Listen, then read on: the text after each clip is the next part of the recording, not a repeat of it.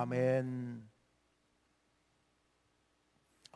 여호와께로 돌아가자라는 제목으로 이 말씀을 한번 같이 깊이 생각해 봅시다.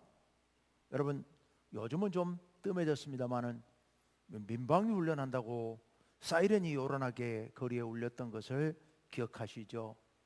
훈련이었기 때문에 그나마 괜찮습니다만은 과거 일제강점기 때 또 6.25 전쟁 때 적군 비행기가 하늘에 떠올랐을 때 그 비행기 폭격을 피하라고 이 경보가 울릴 때 정말 많이 놀래고 두려워서 머리를 숨길 곳이 없는가를 찾았을 겁니다. 그런데 오늘 이 말씀 가운데도 그런 무서운 경보가 울리고 있습니다. 그 말씀이 15절 말씀인데요. 15절 말씀 같이 한번 봅시다. 다 같이요. 시작. 너희는 시온에서 나팔을 불어 거룩한 금식일을 정하고 성회를 소집하라. 아멘. 여기 나팔, 그 당시에 이제 뿔나팔이에요. 뿔고동을 울려서 불어서 소리를 온 사람들이 사는 동네에 울리도록 그렇게 하는 겁니다. 그래서 온 나라에 나팔을 불어서 거룩한 금식일을 정하라. 그리고 성회를 소집하라. 다 모여서 하나님 앞에 예배드리며 하나님 앞에서 회개하는 기도를 드리라 하는 겁니다. 금식을 선포한다라고 하는 것, 이거 쉬운 일이 아닌데 금식을 선포합니다. 온 백성들 아무도 먹지도 마시지도 말고 기도하라라는 말입니다. 자, 그래서 16절에 가서 보면 이렇게 말씀하고 있습니다. 백성들을 모아 그 모임을 거룩하게 하는데 누구를 모을 거냐? 장로들을 모으고, 여기서 장로들은 어른들요, 그리고 어린이, 심지어 젖 먹는 자, 그리고 그 당시 유대 사회에서는 어떤 경우에도 반드시 예외로 해줬던 신랑과 신부, 막 결혼한 신랑과 신부, 이들까지도 다 불러내라. 단 한 명의 예외도 없이 노인부터 어린아이까지, 심지어 막 결혼한 신랑 신부들까지도 다 나오게 하라 라고 말씀하고 있습니다. 다 나와서 금식을 선포하고 기도하자는 겁니다.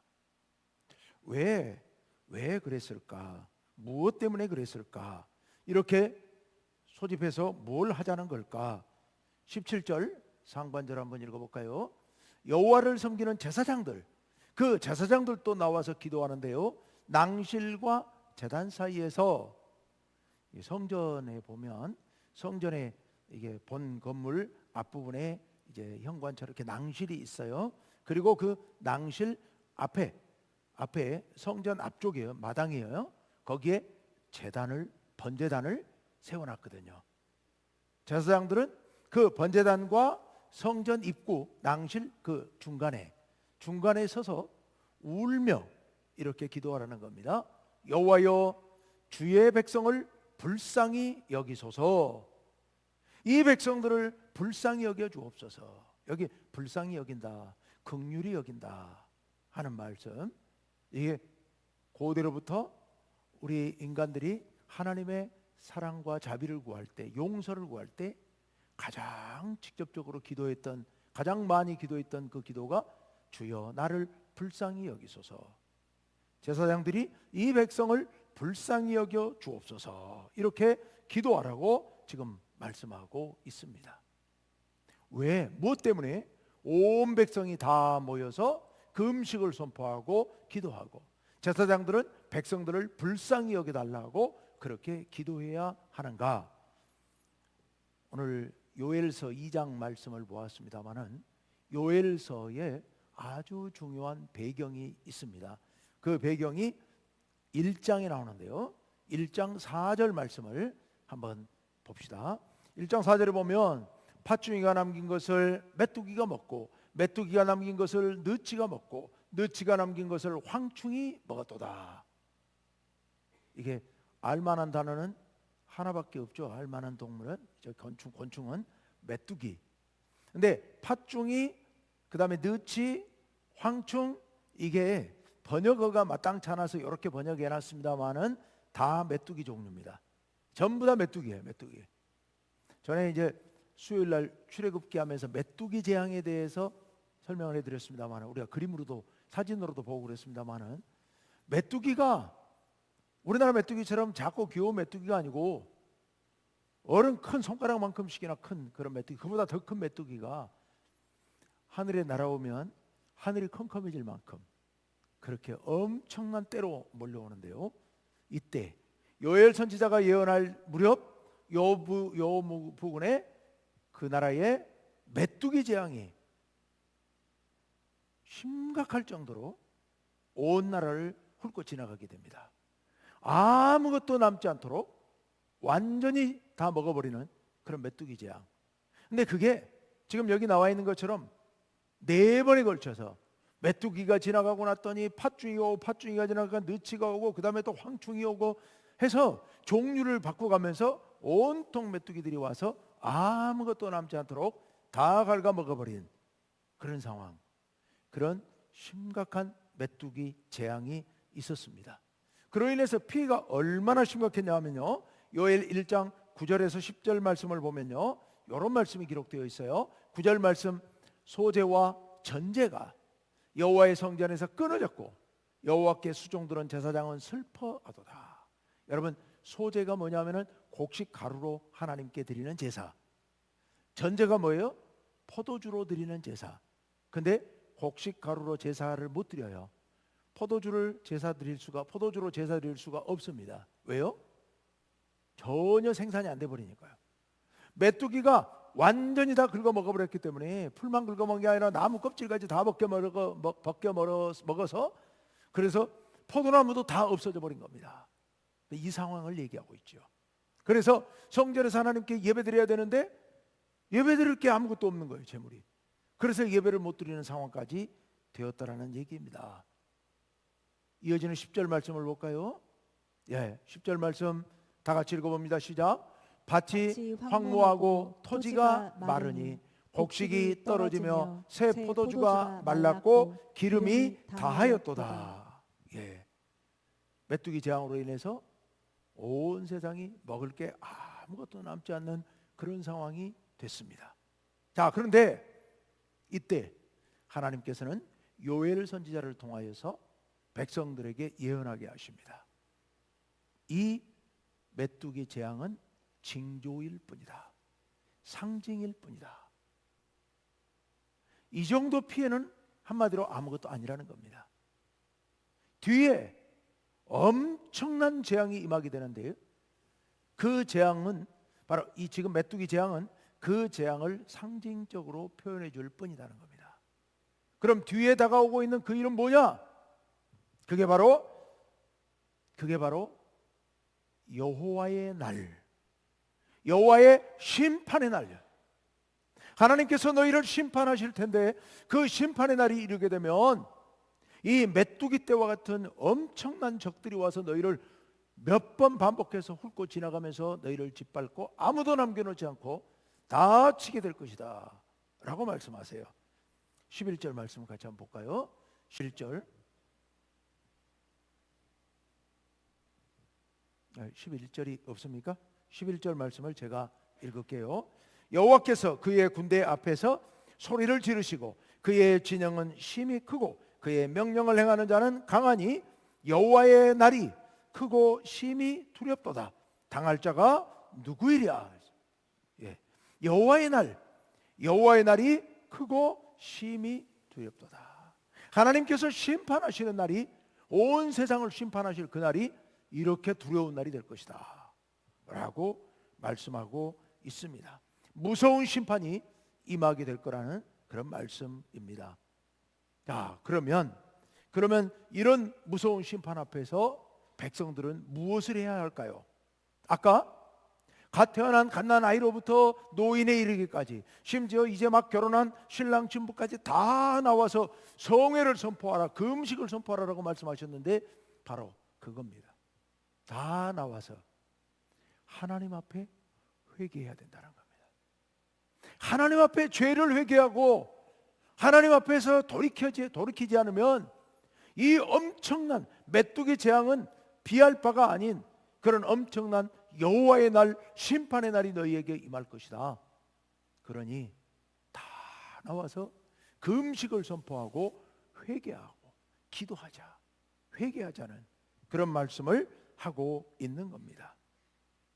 자, 여러분, 회개가 뭘까요? 회개가 뭘까요?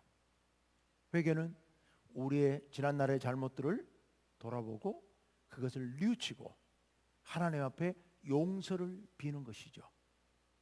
그러나 그거는 단지 표면적인 의미일 뿐입니다.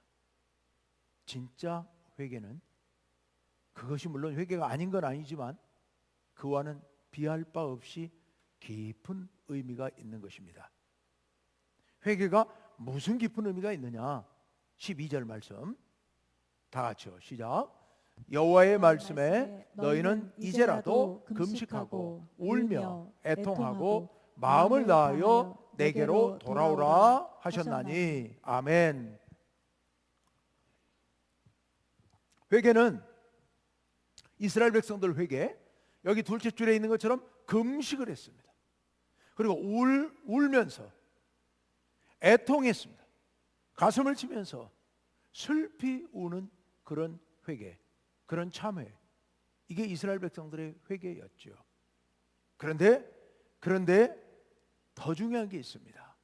그게 셋째 줄에 마음을 다하여 내게로 돌아오라. 여기 나는 여호와 하나님, 마음을 다하여 하나님께로 돌아오라, 여호와 하나님께로 돌아오라. 이게 진정한 회개인 겁니다. 진정한 회개는 여호와께로 돌아오는 거예요. 마음을 다하여서 여호와께로 돌아오는 것. 13절을 이어서 봅시다. 13절 상반절 다 같이요, 시작. 너희는 옷을 찢지 말고 마음을 찢고 너희 하나님 여호와께로 돌아올지어다. 아멘. 하나님께서 이스라엘 백성들이 여호와께로 돌아오는 것, 이것을 하나님께서 간절히 원하고 계신 겁니다. 그런데 몸만 돌아오면 안 되는 거죠. 몸만 돌아오면 안 되고 마음까지 돌아와야죠. 그래서 이스라엘 백성들은 늘 회개할 때 옷을 막 찢었어요. 슬픔을, 자신의 감정을 하나님 앞에 진심임을 드러내기 위해서 제가 이렇게 마음 아프게 회개합니다 하는 의미에서 막 옷을 찢었거든요. 그런데 그 옷 찢는 것은 겉으로 드러난 행동일 뿐이죠. 정말 중요한 것은 속에 감추어진 죄악된 마음이죠. 악한 마음이죠. 그래서 이 마음을 찢어야 된다는 겁니다. 마음을 찢어야 된다. 마음을 찢고 너희 하나님 여호와께로 돌아오라. 진심으로 뉘우치고 돌아오라. 진심으로 뉘우치고 돌아오라. 우리가 신앙생활하면서 가장 조심하고 가장 두려워할 것이, 우리가 자꾸 습관이 되니까 진심이 자꾸 사라지고 겉모습만, 겉으로 드러나는 행동만 나타나게 됩니다. 올해 우리 교회 표어 더 진실하게, 더 진실하게요. 우리가 마음속 깊은 곳에서 하나님을 찾고 하나님 앞에 진심으로 나와야 될 필요가 있다. 오늘 하나님께서도 말씀하십니다. 마음을 찢고, 옷이 아니라 마음을 찢고 너희 하나님 여호와께로 제발 돌아오라라고 말씀하십니다. 돌아오라.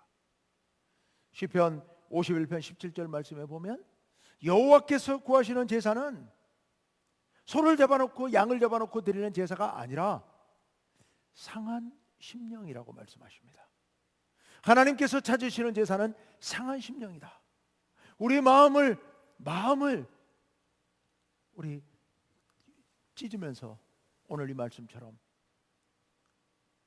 정말 간절한 마음으로, 진실한 마음으로 하나님 앞에 나오는 것, 이것이 진정한 회개, 이것이 상한 심령, 이것이 하나님께서 구하시는 제사라고 말씀하십니다. 여러분, 진정한 회개가 무엇일까를 신약성경에서 가장 잘 보여주는 이야기가 있다면 예수님께서 비유로 이야기하신 누가복음 15장의 탕자의 비유일 거예요. 여러분, 부자에게 두 아들이 있었습니다. 탕자가 회개하고 아버지께로 돌아오죠.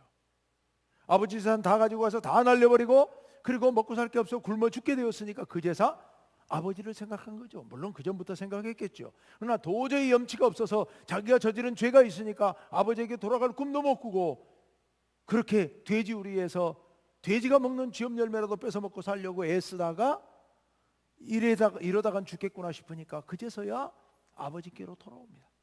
아버지께로 돌아와요. 여러분, 그게 회개입니다. 하나님께로 돌아오는 거예요.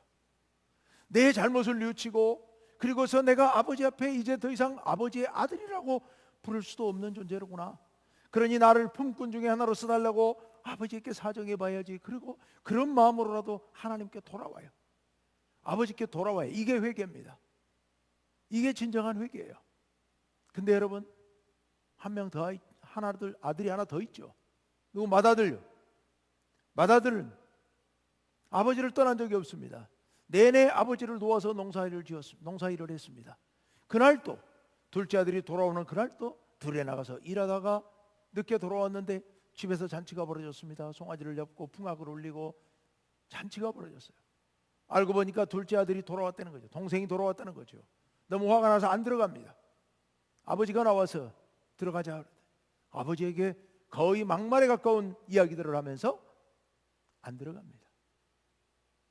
딱 한마디만 얘기하면 이렇게 얘기해요. 당신의 저 아들이 돌아오니까 송아지를 잡아줍니까? 나에게는 염소 새끼 한 마리도 안 잡아주더니 이렇게 아버지에게 얘기하죠. 아버지를 아버지라고 안 하고 당신이라고 불러요. 자기 동생을 당신의 아들이라고 불러요. 너무 화가 나서 아버지에게 이렇게 도전을 하는 겁니다. 아버지가 어떻게 합니까? 달래죠. 들어가자고. 이 맏아들의 마음을 한번 생각해 보시길 바랍니다. 이 맏아들은 내내 아버지 곁에 있었어요. 맏아들의 이 몸은 아버지 곁에 있었다고요. 그런데 그의 마음은 아버지의 마음을 조금도 헤아리지 못한 거예요. 둘째 아들이 집 나가가지고 못된 짓을 하고 나가긴 했지만 집 나가서 죽었는지 살았는지 모를 때 아버지가 얼마나 애태우고 아버지가 얼마나 간절하게 그 아들을 기다리고 있는지 그 아버지의 마음을 눈곱만큼도 헤아리지를 못했던 겁니다. 그걸 조금이라도 헤아렸더라면 이렇게 하진 않았을 텐데요. 그러니까 그 맏아들은 몸은 아버지 곁에 있었지만 마음은 둘째 아들과 똑같이 멀리 떠나서 돌아오지 않고 있었던 겁니다. 여러분, 진정한 회개가 무엇입니까? 진정한 회개는 우리의 마음이 아버지께로 돌아오는 겁니다. 우리가 하나님께로 돌아가는 겁니다. 하나님께로 돌아가는 것, 이것이 진정한 회개예요. 진정한 회개. 그렇게 우리가 하나님 앞으로 돌이킬 때, 회개할 때 하나님께서 우리에게 은혜를 베풀어 주시는 겁니다. 혹 여러분들 중에 지금 이 시간 신앙생활을 하면서 내내 우리가 회개에 대한 설교를 중간중간 여러 번 들었을 거예요. 그래서 그때마다 나름대로 회개했을 거예요. 나는 회개했는데 왜 또 회개하라고 그러는가? 혹 그런 생각을 하실지도 모르겠어요. 회개는 두 종류의 회개가 있습니다. 하나는 뭐냐? 하나님을 버리고 하나님을 등지고 하나님과 원수되어서 하나님과 반대 방향으로 저 멀리 가다가 깨닫고 돌아오는 것, 이게 회개입니다. 그런 의미에서 회개라면 여기 있는 모든 분들은 다 회개하신 분들일 거예요. 그런데 그런 사람들임에도 불구하고 매 순간 회개해야 됩니다. 왜 매 순간 회개해야 되느냐? 우리의 목표는 누구에게로 나아가는 것? 하나님께로 나아가는 거예요. 우리의 마음이 하나님께로 나아가는 거예요. 하나님께서 저 앞에 계세요. 우리의 목표 하나님. 그런데 우리가 방향을 돌이켜서 하나님께로 향했습니다. 그리고 걸어갑니다. 근데 걸어가다 보면 조금씩 빗나가요. 조금씩 빗나가 가지고 방향이 약간 틀어지는 거예요. 이게 지금은 조금 틀어졌지만 한참 가다 보면 많이 벗어날 수도 있는 겁니다. 그러니 우리는 끊임없이 길을 걸어가면서 눈을 들어 하나님을 바라보는 거예요. 하나님을 바라보고 난 이쪽인 줄 알았는데 이쪽에 계시네? 방향 수정. 이쪽으로 가고 있었는데 가다 보니까 내가 똑바로 가는 줄 알았는데 가다 보니까 하나님이 이쪽에 계시네? 방향 조정. 이게 여러분 또 하나의 회개입니다. 그러니 그런 회개라면 우리는 날마다 해야 되는 겁니다. 날마다 하나님을 생각하면서 하나님, 제가 하나님의 뜻에서 벗어났습니다. 주님을 향해 나아가기를 원합니다. 주님을 바라보고 나아가기를 원합니다. 그래서 우리는 매일 회개해야 되는 겁니다. 매일 회개하면서 눈을 들어 하나님을 바라보고 하나님을 목표로 내 방향이 조금이라도 틀어지지 않았는지를 재확인하면서 그 길을 향해 똑바로 나아가기 위해서 늘 애쓰는 것, 이것이 회개입니다. 우리는 늘 그렇게 주님을 향해서 똑바로 나아가면 하나님께서 우리에게 은혜를 베풀어 주시는데요, 오늘 말씀 13절 하반절 말씀을 한번 봅시다. 다 같이요, 시작. 은혜로우시며 자비로우시며 노하기를 더디하시며 인애가 크시사 뜻을 돌이켜 재앙을 내리지 아니하시나니. 아멘. 그는, 하나님은요, 은혜로우시고 자비로우시고 노하기를 더디하시고 인애가 크세요. 그래서 뜻을 돌이켜 재앙을 내리지 않으시는 분이에요. 여러분, 우리가 하나님 앞에 나와서 회개하고 죄의 용서를 빌면 하나님께서 용서해 주시나요? 이때 왜 용서해 주실까요? 우리가 너무 불쌍한 얼굴로 눈물을 줄줄 흘리면서 하나님 용서해 주세요, 그 모습이 너무 불쌍하니까 하나님께서 용서해 주시는가? 아니면 우리가 그동안에 쌓은 공로가 많은데 이번에 한 번 실수했으니까 이 정도 실수는 내가 봐줘야지, 하나님께서 내 공로를 보고 용서하시는가? 그렇지 않다고 말씀하십니다. 전혀 그렇지 않다. 하나님께서 우리를 용서하시는데 왜 용서하시냐면 바로 이 말씀처럼 원래 하나님의 성품이 은혜로우신 분이고 자비로우신 분이고 노하기를 더디하시는 분이고 인애가 크신 분이에요. 그래서 그 하나님의 성품 때문에, 그 하나님의 성품 탓에 우리 불쌍한 우리를 불쌍히 여기고 용서해 주시는 거예요. 우리가 무슨 용서받을 만한 뭔가 있어서 용서받은 게 아니고 우리 하나님의 그 놀라운 성품 때문에, 그 성품으로 인해서 우리가 용서받는다는 말씀입니다. 그래서 하나님께서 14절에 이런 은혜를 베푸실 수 있겠다라고 지금 이야기하고 있습니다. 다 같이 읽습니다. 시작. 주께서 혹시 마음과 뜻을 돌이키시고 그 뒤에 복을 내리사 너희 하나님 여호와께 소제와 전제를 드리게 하지 아니하실는지 누가 알겠느냐. 아멘. 아멘. 여러분, 이 말씀에서 확증을 해주고 있지 않아요? 우리가 이렇게 다 나와서 금식하고 기도하면 하나님께서 우리 죄를 다 용서하신다, 용서하실 테니 다 같이 기도하자, 이런 말이 아니에요. 지은 죄가 너무 크니까, 유대인들이 너무 하나님 앞에 오랫동안 수많은 죄를 지었기 때문에, 우리가 너무도 악하기 때문에 용서하시고 안 하시는 것은 전적으로 하나님께 달려 있는 거예요. 우리가 용서하신다 만다, 용서하실 것이다, 뭐 어떨 것이다 라고 확증할 수 없습니다. 하나님께서, 우리가 이렇게 하나님 앞에 나오면 하나님께서 혹 자비를 베푸셔서 우리를 용서하신다면, 그러면 우리가 얼마나 좋겠느냐, 그 은혜가 얼마나 크겠느냐. 그러니 우리가 그 은혜를 바라고 주님 앞에 나와 기도하자라는 게 오늘의 요엘 선지자의 이야기입니다. 용서 안 하신다는 말씀이 아니에요. 용서하시되, 용서하시는데 그 용서하시는 것은 전적으로 하나님의 전권에 달려있다는 말씀입니다. 그러므로 용서받은 우리는 그 은혜를 감사해야 하는 겁니다. 그 은혜를 평생토록 감사하고 기뻐하면서 그 은혜 가운데 살아야 한다는 말씀입니다. 우리가 그런 은혜를 생각하면서 우리의 모든 죄를 용서해 주시는 하나님, 그 하나님께서 우리에게 소제와 전제를 드리게 하실 수도 있지 않겠느냐. 그 말 무슨 소리예요? 아까 소제는 곡식, 전제는 포도주, 다시 하나님께서 우리를 회복시켜 주시지 않겠느냐. 그러니 우리가 하나님께 매달려 기도하자라는 그런 말씀을 지금 하고 있습니다. 여러분, 회개는 하나님께로 돌아가는 겁니다. 그런데 몸만 돌아가면 안 됩니다. 우리의 마음을 짓고 우리 마음이 하나님께로 돌아가야 합니다. 여러분, 신앙생활하는 목적이 뭐예요? 신앙생활의 목표가 뭐예요? 우리가 하나님께로 나아가는 겁니다. 하늘을 향해서, 하나님 나라를 향해서 우리가 나아가는 겁니다.